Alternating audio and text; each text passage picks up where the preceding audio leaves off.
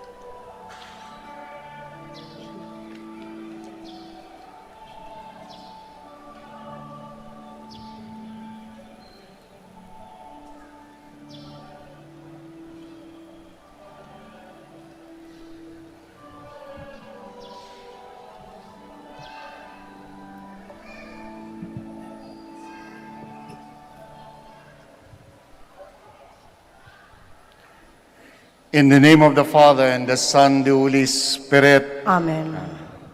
Blessed be Jesus Christ, the just man who died for us. May His grace and peace be with you all. And with your spirit. Magandang umaga po sa inyong lahat, and welcome to the Minor Basilica of Our Lady of the Rosary of Manaoag. We are on the 6th Sunday of Easter, and next week we will be celebrating the solemnity of the Lord's Ascension. Today is also something that is very important for us because we celebrate also this Mass in thanksgiving for the many blessings that we have received through our brother, Father Enrico Gonzalez, who's nakaburol po dyan sa malapit sa chapel, nakatabi po nitong simbahan. We thank the Lord for the many blessings we received through him, through his preaching. And today also is a Thanksgiving Mass for Colegio de San Juan de Letran Manaoag, because we have received a lot of blessings, a lot of preaching and teaching from Lolo Rico. We call him fondly Lolo Rico. My dear friends, as we begin this celebration once again, we call to mind the many times that we have not been mindful and grateful of the many blessings that we receive day to day from the Lord. We ask for pardon and strength by saying, I confess to Almighty God and to you, my brothers and sisters, that I have greatly sinned in my thoughts and in my words, in what I have done, and what I have failed to do. Through my fault, through my most grievous fault. Therefore I ask Blessed Mary, ever Virgin, all the angels and saints, and you, my brothers and sisters, to pray for me to the Lord our God. May the Almighty God have mercy on us, forgive us our sins, and bring us to everlasting life. Amen. Katawan mga sikat, katawan mga sikat, O Cristo, Cristo, mga sikat. O Cristo, Cristo, mga sikat.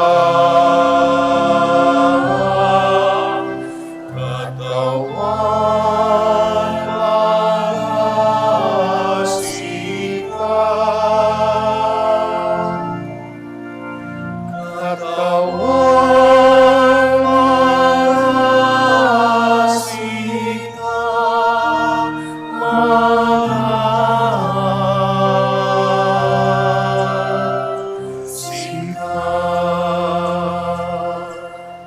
Glory to God in the highest. And on earth peace to people of good will.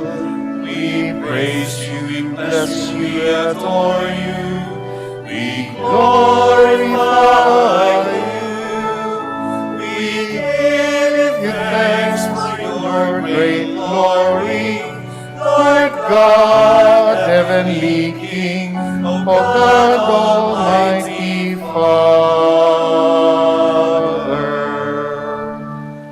Lord Jesus Christ, only begotten Son, Lord God, Lamb of God, Son of the Father, you take away the sins of the world. Please mercy on us. You take away the sins of the world. Receive our prayer. You are seated at the right hand of the Father. Have mercy on us. alone are the Holy One. You alone are the Lord. You alone are the Most High Jesus Christ. With the Holy Spirit, in the glory of God the Father.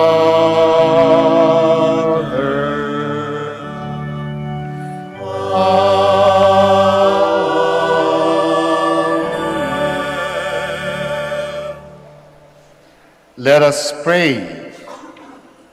Grant, Almighty God, that we may celebrate with heartfelt devotion these days of joy which we keep in honor of the risen Lord, and that what we relive in remembrance we may always hold to it and what we do. Through our Lord Jesus Christ, your Son, who lives and reigns with you in the unity of the Holy Spirit, one God, forever and ever. Amen. Please be seated. The victorious battle against the evil spirits initiated by Jesus continues through the deacon Philip and the apostles. In the power of the Holy Spirit, he is also our best ally as we carry on the same struggle. A reading from the Acts of the Apostles. Philip went down to the city of Samaria and proclaimed the Christ to them. With one accord, the crowds paid attention to what was said by Philip when they heard it and saw the signs he was doing. For unclean spirits, crying out in a loud voice, came out of many possessed people, and many paralyzed or crippled people were cured. There was a great joy in that city. Now, when the apostles in Jerusalem heard that Samaria had accepted the word of God, they sent them Peter and John, who went down and prayed for them, that they might receive the Holy Spirit, for it had not yet fallen upon any of them. They had only been baptized in the name of the Lord Jesus. Then they laid hands on them, and they received the Holy Spirit. The word of the Lord. Thanks be to God. Let all the earth cry out to God with joy. Let all the earth cry out to God with joy. Shout joyfully to God, all the earth. Sing praise to the glory of his name.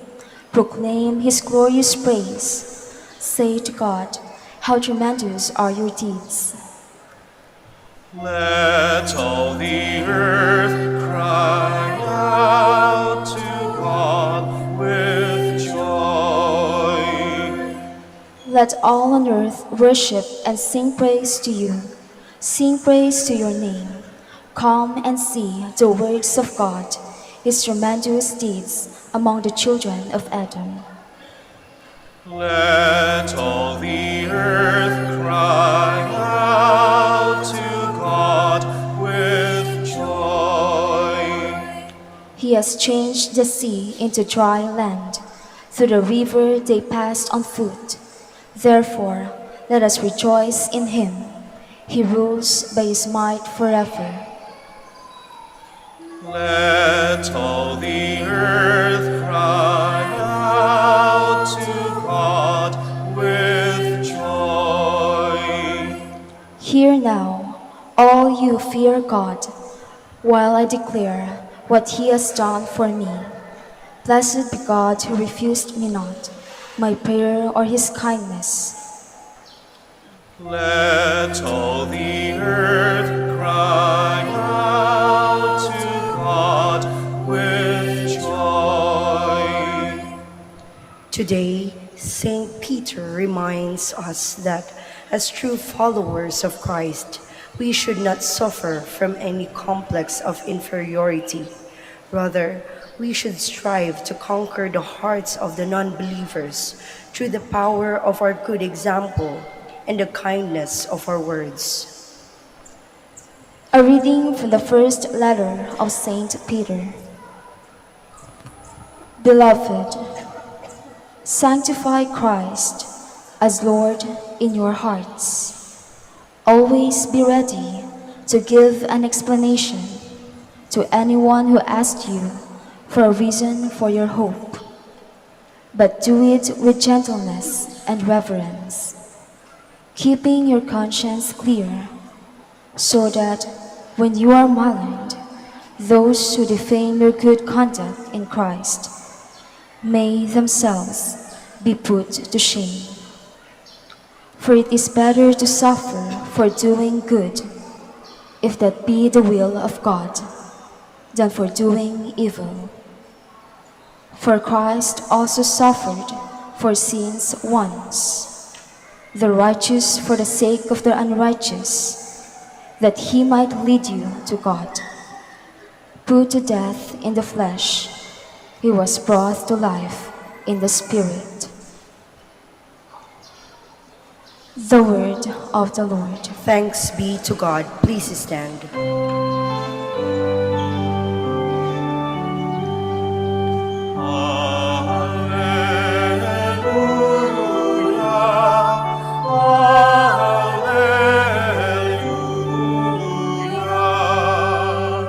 Whoever loves me will keep my word, says the Lord, and my Father will love him, and we will come to him.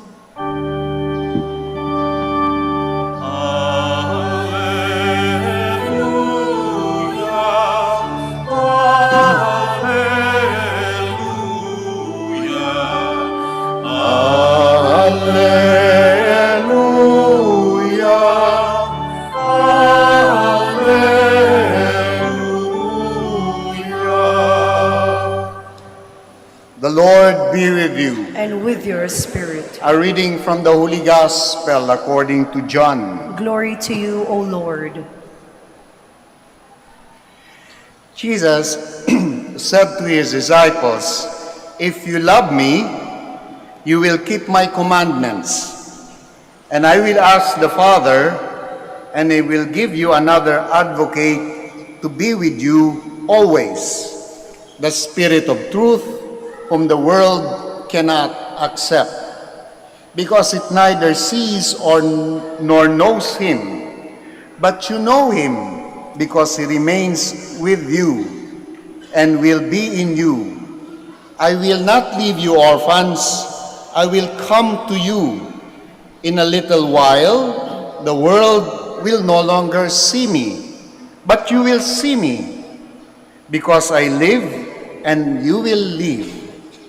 On that day, you will realize that I am in the Father, and you are in me, and I in you.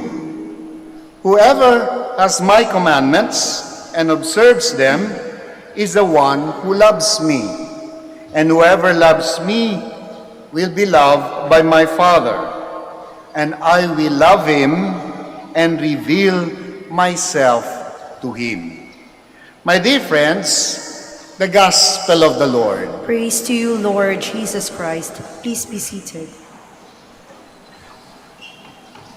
Isa sa mga realidad ng buhay natin dito sa lupa is that people come and go. We come, and in a little while, we go. That's the reality since time immemorial.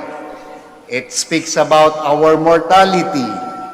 And from a very young age, even if sometimes we do not understand what's happening, kapag may binuburol, ilinilibing, nawawala, that reality ay nahaharap na natin sa ating buhay.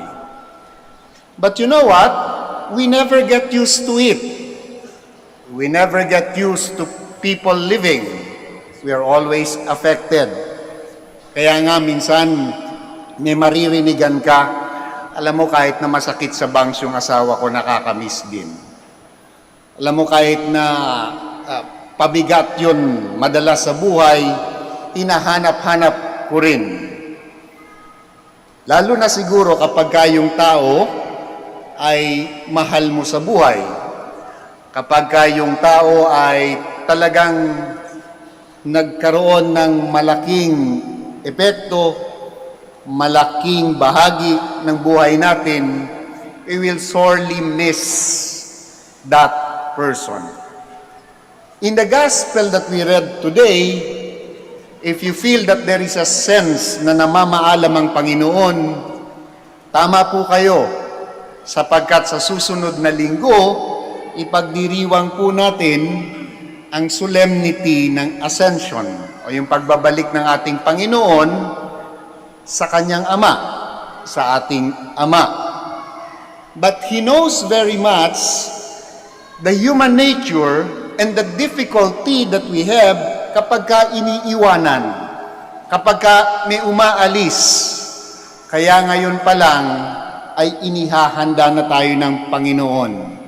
In a little while, you will no longer see me, but I will not leave you orphan. In a little while, I will return to the Father. Maiiwan kayo, pero wag matakot, because I will send to you the advocate who will continue to strengthen you. Ngayon pa lang, inihahanda na tayo ng Panginoon sa kanyang pagbabalik sa kanyang Ama. Ewan ko ba naman kung bakit nagkaganoon, sapagkat yung binasa nating Ebanghelyo ay akmang-akma sa pinagdadaanan ng komunidad namin dito sa Minor Basilica of Our Lady of the Rosary of Manaoag. Lalong-lalo na kaming mga Dominikano, sapagkat nauna na ang pinakamamahal naming lolo, si Father Enrico Gonzales. Andyan po siya ngayon sa katabing maliit na chapel that we call Paschal Chapel. At mamayang hapon, dadali na kanyang labi sa Santo Domingo Church. And for those na mga naturuan niya sa seminaryo, mga naging obispo, mga nabigyan niya ng retreat, halos taon-taon, sa 7 palabras, hindi siya nawawala nung kalakasan pa niya. Nakakapuno siya ng Araneta Coliseum na hindi nabobore yung mga tao. He's a very much beloved preacher, but for us, he's a very much beloved brother. Una-una lang, malungkot pa rin, pero maraming natutunan. In the gospel that we read today, ang sabi ng Panginoon, I'm going to leave, but you can continue to see me and feel my presence that I am with you if you do what I have taught you, if you keep my commandments. At ano yung mga natutunan namin kay Father Enrico Gonzales? The past few days, it's all going back down memory lane, funny, humorous, because the person is always humorous, pero may laman. May laman. Imbawa na lang po, ako personally, hindi ako po pwedeng magdamot sa mga grades na binibigay ko sa mga estudyante ko. I think it was last month, I was cleaning my room and throwing things, and I found one yellow paper, yellow pad, isang examination, and I was so proud of myself sapagkat ang grade ay 1. Pero nung binasa ko po yung sinulat ko 2 decades ago, sabi ko, hindi ito papasa. Bakit ito naging 1? And I saw that the one who gave the grade is Lolo Rico. Generosity. Nung kami po ay karehong na-assign sa Calaruega, sabi niya sa akin, Steven, let's write a book. And we wrote a book. He had just assigned me 1/5 of the book in philosophy. He wrote almost the entire part of it except for the part on rational psychology. Nung lumabas yung libro namin, mas malaki pa po yung pangalan ko sa billing kesa pangalan niya.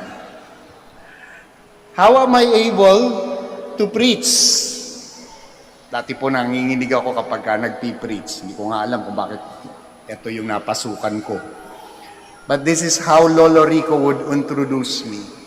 Hindi ako po pwede, inimbitahan ako sa parish ng ganito. Hindi ako po pwede bang hati tayo? Yung 1/4 muna sa'yo, kaya mo na yan. At hindi ko po namalayan, pagdating ng araw, sabi niya, hindi talaga ako po pwede ng buong retreat. Ikaw na kumuha. That's how generous he is when forming his students. Pero ito ring tao na ito, katulad ng Panginoon, ay it doesn't mince words. It doesn't take things simply as easy. Ang isa sa mga naituro sa amin ay mantra. Ano yung mantra na yon? Mahirap ang buhay. Ulitin nyo nga. Mahirap ang buhay. Totoo o hindi? Totoo. Kaya ang sabi sa amin, mag-aral ng mabuti. Mahirap ang buhay, kaya magsipag. Hindi dapat ang tamad. Mahirap ang buhay. Kaya nga naman ngayon, kapag merong mga kakulangan, merong mga pinagdadaanang hirap sa buhay, may mga challenges, that mantra kept on coming alive and alive in our minds. Mahirap ang buhay. Go stand, go face it, because the grace of God is always sufficient. Pero itong taong ring to ay full of humor and very practical. He taught us philosophy, but he was very practical. One time, favorite po niya manood ng sini sa North EDSA, and he would go with the then Father Rector of the University of Santo Tomas, Father Tamerlane Lana. Magji-jeep lang po yan mga yan, papunta ng North EDSA. At kapag pauwi na sila sa Santo Domingo, it was Father Tamer who would always be in front. And then kapag po, wala namang pila dito sa Pilipinas, madalas, naguunahan yung sasakay doon sa jeep. And every time na merong bagong jeep na darating na walang sakay, tatakbo yung mga tao. At eto na si Father Tamer, sasabihin niya, una na kayo. Una na kayo. Sabi ni Lolo Rico, Tamer, ikaw makakarating ka sa langit, pero hindi tayo makakauwi ng Santo Domingo. Down to earth. His humor is very down to earth at malaman. Now, one last, during our Triduum, our tribute to our Father, Saint Dominic, sanay na po kami sa mga joke niya. Makailang beses na kaming tumatawa. Sanay na rin kami sa mga preaching niya. Narinig na namin yun paulit-ulit. But there is something fresh about his preaching every time that he would deliver it. At one time, during the Triduum, sabi ko kay Lolo, and he was already 72 years old during that time, alam niyo po, may potential ka. Imbis akong pagalitan, because of irreverence, ang sabi niya, maraming salamat. Sa edad kong 70, nakita na rin ang potensya sa buhay ko. And we just laugh it over. My dear friends, to many of us, it is something important. And it is not something different from what we read in the Gospel. Sapagkat ang ating Panginoon ay namamaalam din. At kapag merong namamaalam, what we would usually do is to remember the good things. We keep the good things. And for this man, we remember a lot of good things. Kaya nga po, mamaya, dadali na siya Santo Domingo and people are already asking hanggang kailan to pay respect to the person who through his preaching have touched a lot of lives. Keep my commandments and you will see me. Lastly, ang huling concelebrated Mass ko with him sapagkat nung hindi na siya makatayo ng maayos, ayaw niya magpatulong madalas, pero napilitan siya sapagkat matagal na rin po kaming nagkasama. He was there, and at the end of the Mass, he gave thanks to his concelebrants. Dalawa kami, a priest from another diocese, and this is how I remember how he introduced me. And to my right is Father Stephen, my student, my brother, and my friend. And it again reminds us of that beautiful passage in the Gospel when the Lord said, I no longer call you slaves. I no longer call you simply as my student. And make no mistake about it, nung estudyante po kami, tumatayo kami sa tuwing hindi namin natatranslate ang Latin to English. Minsan buong klase. And yet, we are grateful. At the end of the day, nakakatuwa na magkatabi na kaming nagtuturo sa aming seminary. And during the time, hindi na po siya nagpapatayo. One time, I heard that he was calling and repeating one question after another, and nobody seems to be able to answer his question. Nasa kabilang kwarto ako with my class, but my mind is on his class. At ang sabi ko, patay kayo. Sigurado ko maraming nakatayo sa inyo. And when I look at his room, nagtatawanan sila. And after his class, he invited everybody to eat pizza. Sabi ko, unfair ka. Nung panahon namin, hindi kami makasagot, nakatayo kami. Sila ang simple ng tanong mo, hindi makasagot, may pizza pa. And I realized that my lolo has mellowed and is enjoying simply teaching. My dear friends, join us Dominicans in praying for the eternal repose of the soul of Father Enrico Gonzalez. At ewan ko nga ba naman, sapagkat sa binasa nating Ebanghelyo, ganun din ang tono ng ating Panginoon. Namamaalam, but always with the assurance that He will be with us. He will continue to support us. He will send the Spirit to continue to strengthen us. Mahirap ang buhay? Totoo. But I have sent to you the Holy Spirit to continue to strengthen you, to face life challenges, sapagkat ang grasya will always be sufficient.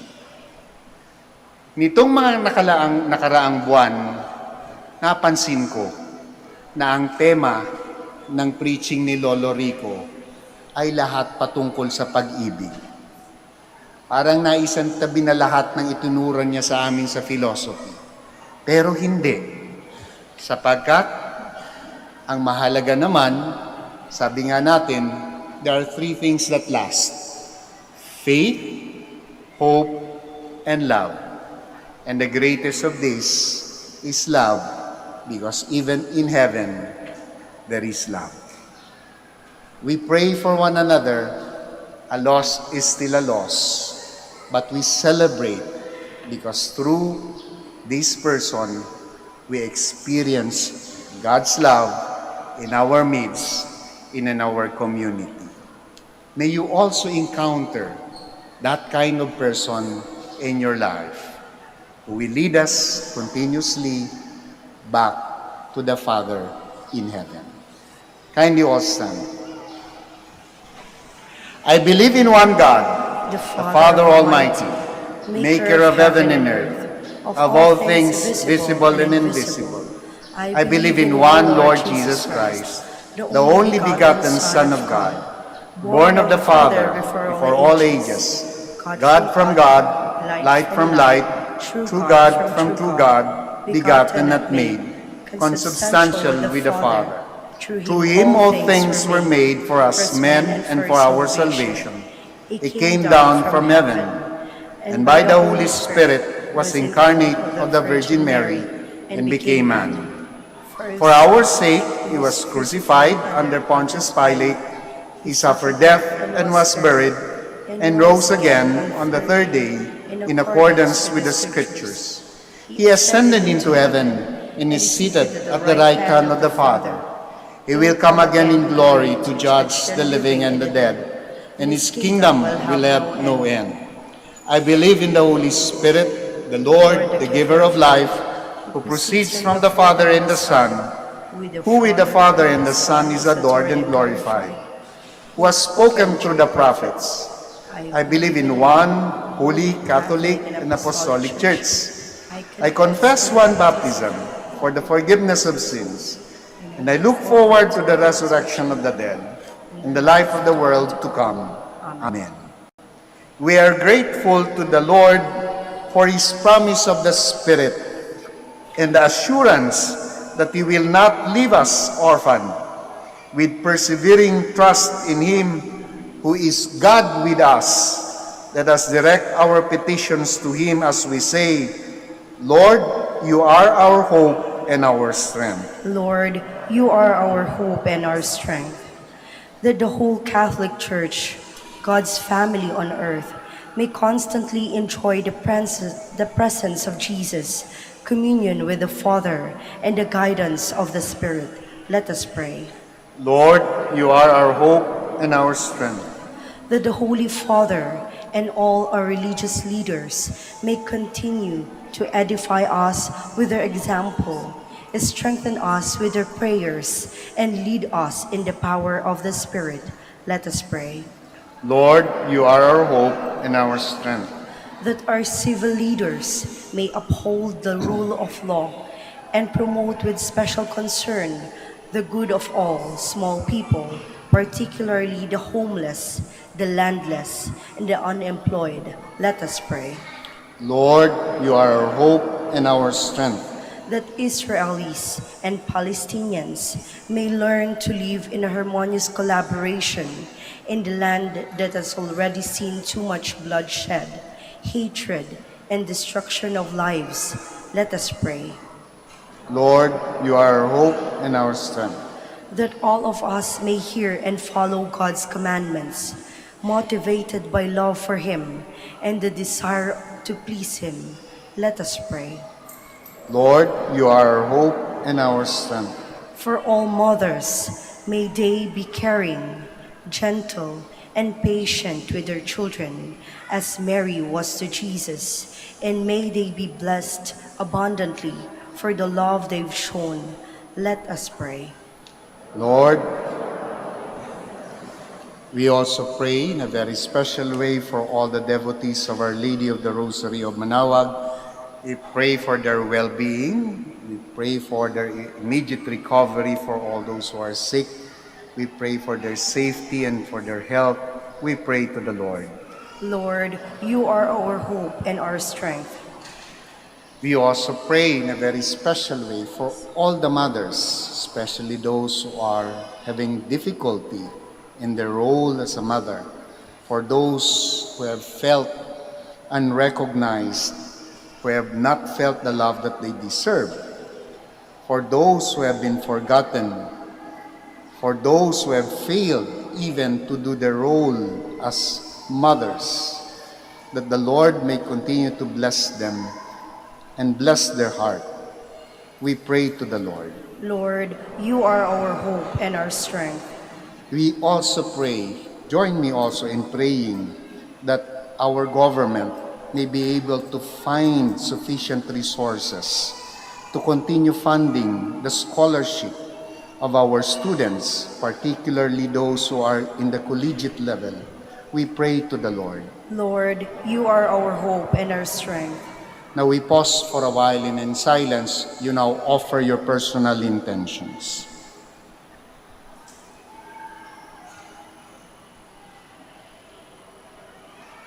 Lord Jesus, you are the source of our hope and salvation. Continue to prepare our hearts to receive your spirit of holiness, even as we do our best to show our love for you through the fulfillment of our daily duties.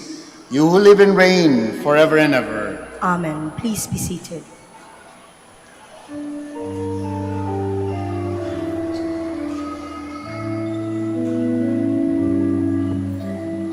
Kunin mo, Diyos, at tanggapin mo ang alak at tinapay na handog ng Blessed day, Lord, God of creation. For through your goodness we receive, God, we offer you and for giving us it will become for us the bread of life. Ang handog na ito ay babaguhin mo, magiging katawan at dugo mo. Blessed day, Lord, God of creation. To goodness of this divine love, divine work of goodness and good of Spirit.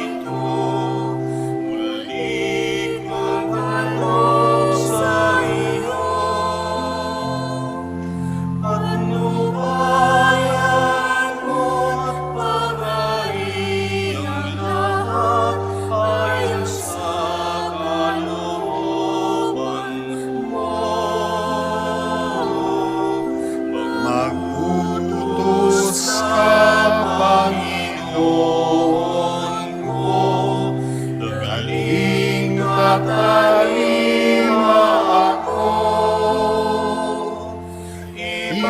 Ipagkaloob mo lamang ang magbago ako, sa wakas ay matulad sa'yo.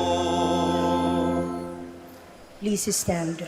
Pray, my dear friends, that my sacrifice and yours may be acceptable to God, the Almighty Father. May the Lord accept the sacrifice at your hands for the praise and the glory of his name, for our good and the good of all his holy church. May our prayers rise up to you, O Lord, together with the sacrificial offerings, so that purified by your graciousness, we may be conformed to the mysteries of your mighty love. Through Christ our Lord. Amen. The Lord be with you. And with your spirit, Lift up your hearts. we lift them up to the Let Lord. us give thanks to the Lord our God. It is right and just. It is truly right and just, our duty and our salvation, at all times to acclaim you, O Lord, but in this time above all to laud you yet more gloriously, when Christ our Passover has been sacrificed. Through him, the children of light rise to eternal life, and the halls of the heavenly kingdom are thrown open to the faithful. For his death is our ransom from death, and his rising the life of all has risen. Therefore, overcome with paschal joy, every land, every people exalts in your praise, and even the heavenly powers with the angelic host sing together the unending hymn of your glory as they acclaim.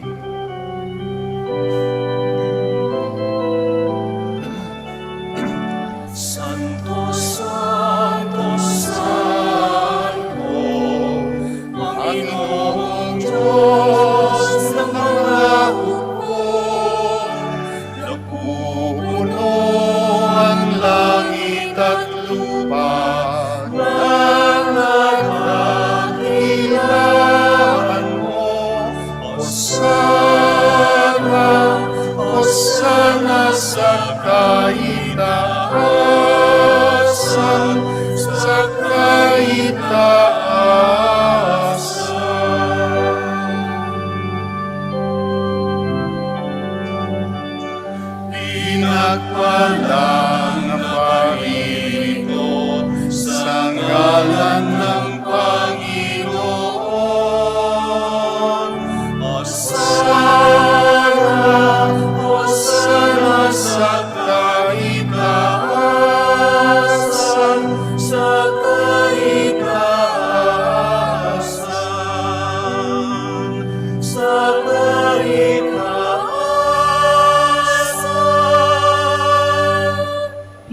seal. You are indeed holy, O Lord, the fount of all holiness. Make holy, therefore, these gifts, we pray, by sending down your Spirit upon them like the dewfall, so that they may become for us the body and blood of our Lord Jesus Christ. At the time he was betrayed and entered willingly into his passion, he took bread and, giving thanks, broke it and gave it to his disciples, saying, "Take these, all of you, and eat of it, for this is my body, which will be given up for you."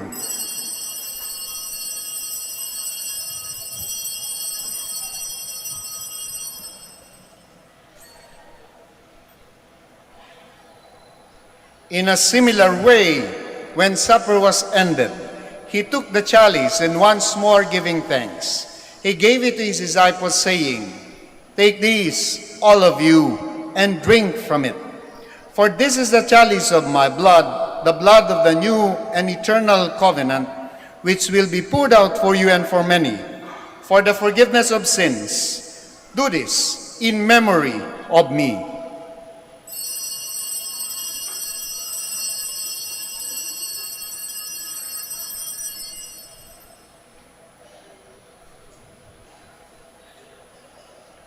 The mystery of faith. Sa krus mo at pagkabuhay, kami nagtubos mong tunay. Buong Jesus, naming mahal, iligtas mo kaming tanan, ngayon at magpakailanman. Therefore, as we celebrate the memorial of his death and resurrection, we offer you, Lord, the bread of life and the chalice of salvation, giving thanks that you have held us worthy to be in your presence and minister to you. Humbly we pray that, partaking of the body and blood of Christ, we may be gathered into one by the Holy Spirit. Remember, Lord, your church spread throughout the world and bring her to the fullness of charity, together with Francis, our Pope, Socrates, our Archbishop, Fidelis, our Auxiliary Bishop, Gerard, the Master of the Order of Preachers, and all the clergy. Remember your servant Enrico, whom you have called from this world to yourself. Grant that he who was united with your Son in a death like his may also be one with him in his resurrection. Remember also our brothers and sisters who have fallen asleep in the hope of the resurrection, and all who have died in your mercy. Welcome them into the light of your face. Have mercy on us all, we pray, that with the Blessed Virgin Mary, Mother of God, with the blessed apostles and all the saints who have pleased you throughout the ages, we may merit to be co-heirs to eternal life, and may praise and glorify you through your Son, Jesus Christ. Through him, and in him, and with him, and in him, O God, Almighty Father, in the unity of the Holy Spirit, all glory and honor is yours forever and ever. Amen, amen, amen, amen. Please stand. At the Savior's command and formed by divine teaching, we dare to pray.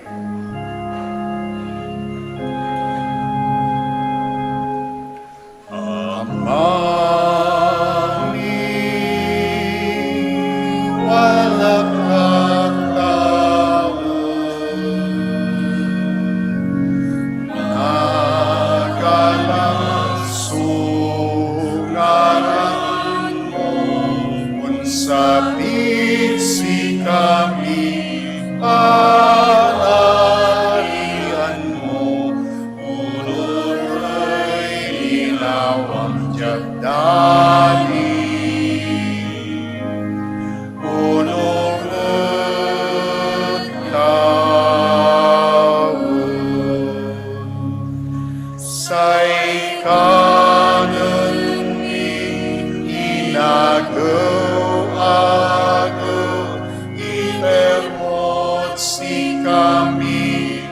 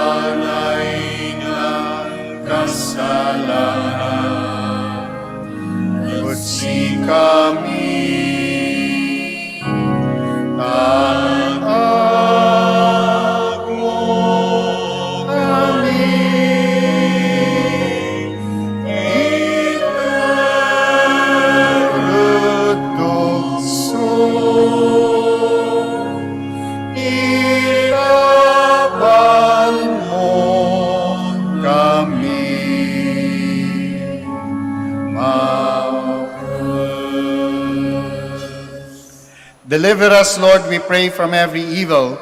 Graciously grant peace in our days, that by the help of your mercy we may be always free from sin and safe from all distress as we await the blessed hope and the coming of our Savior, Jesus Christ. For the kingdom, the power, and the glory are yours now and forever. Lord Jesus Christ, who said to your apostles, "Peace I leave you, my peace I give you," look not on our sins, but on the faith of your church, and graciously grant her peace and unity in accordance with your will, who live and reign forever and ever. Amen.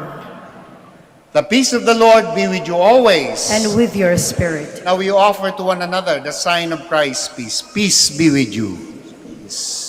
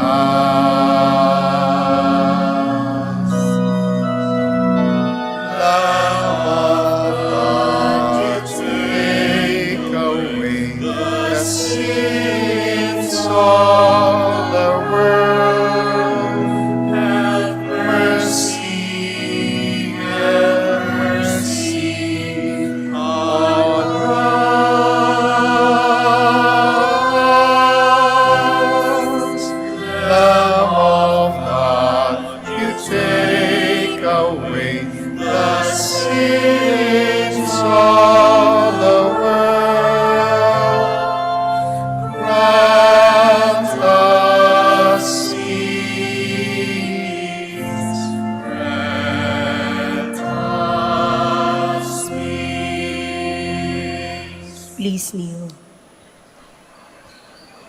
My dear friends, my dear brothers and sisters in Christ, behold our Lord Jesus Christ, the Lamb of God. Behold him who takes away the sins of the world. Blessed are those called to the supper of the Lamb. Lord, I am not worthy that you should enter under my roof, but only say the word and my soul shall be healed.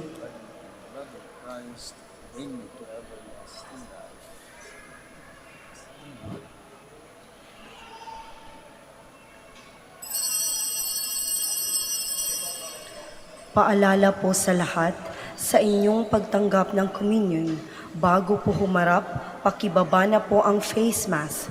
Kapag sinabi sa inyo, Body of Christ, tanggapin ng inyong dalawang kamay ang ostia at sumagot ng Amen.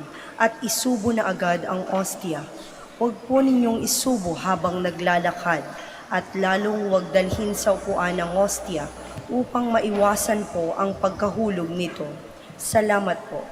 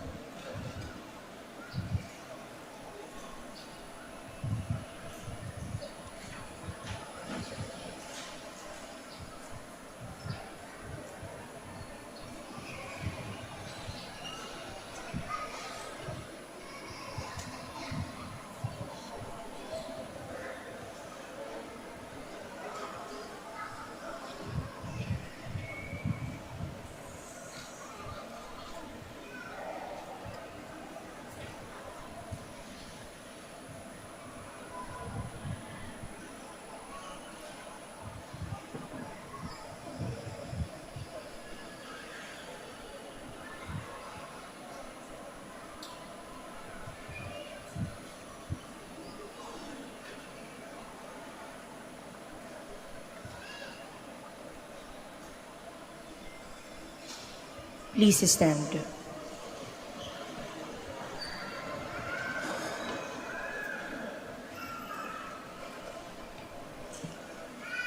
Let us pray.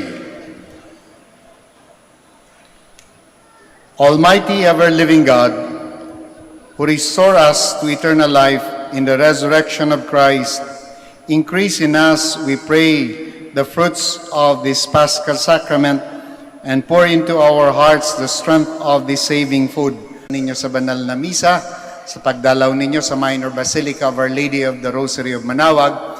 And again, in the words of Father Enrico Gonzalez, makakaasa po kayo lagi ng aming panalangin magmula dito sa Minor Basilica at sa inyo at para sa lahat ng deboto ng Our Lady of the Rosary of Manaoag.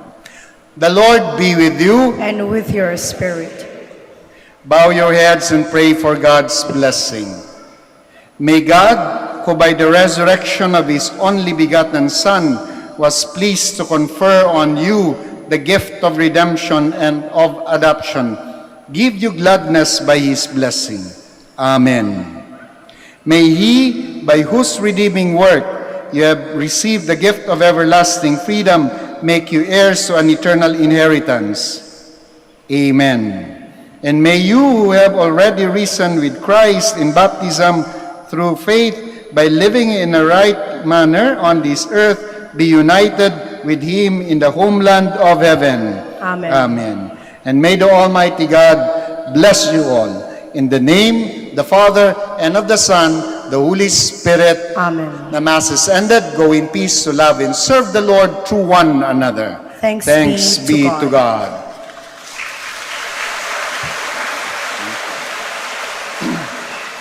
We shall now say the prayer for the blessing po ng mga may sakit dito, our friends and relatives at home, in the hospital or sick. We include them and we pray for them. And afterwards, we will go around to bless. We will say the prayer for the blessing of your religious articles. Our help is in the name of the Lord, who made heaven and earth. Let us pray. God, our Almighty Father, by your blessing you give us strength and support in our frailty. Turn with kindness toward our sick brothers and sisters, free them from all illness and restore them to good health through the intercession of Our Lady of the Rosary of Manaoag, so that in the sure knowledge of your goodness they will gratefully bless your holy name. We ask this through Christ our Lord. Amen. Para naman sa mga religious articles po ninyo, basbasan po natin. In memory of the mysteries of the life, death, and resurrection of our Lord Jesus Christ, and to the honor and glory of the Blessed Virgin Mary, Mother of Christ, Mother of the Church, Our Lady of the Rosary of Manaoag, may your religious articles be blessed and made holy. In the name of the Father, the Son, the Holy Spirit. Amen. Amen.